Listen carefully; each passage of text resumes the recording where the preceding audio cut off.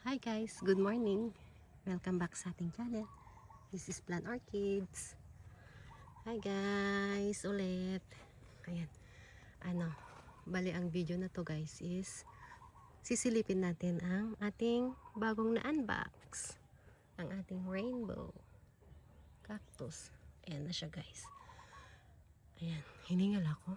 Tapos ko kasing nagwalis dun sa harapan ng bahay. Tapos pumunta ako dito guys.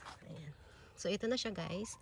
So bali day 1 niya ngayon. Kahapon lang namin to naitanim ng asawa ko. Sana buds yan oh. Sana. Tapos ito yung free. Nilagay ko na lapad dyan yung free niya. Ayan. At nadiligan na siya guys. Kahapon, kagabi. Nagdilig kami ng asawa ko. Na-sprayan na yan. Ayan. So inaayos ko to. Itong lugar na to. Itong plant track na to. Pero hindi pa siya tapos guys. Tsaka ko na i-video yung whole niyan. So ngayon is bibisitahin lang natin ang bago nating yan halaman. Ayan siya guys, yung isa. Kung makikita nyo dito guys, oh, yan. May ganito ako sa workplace ko. Ganyan na ganyan yung kulay niya. Oh. White. Parang, ano ba yung sinabi nung seller? Tricolor daw yon. Ayan is si red berry. Ayan. Pero parang bakit naging tricolor yung iba?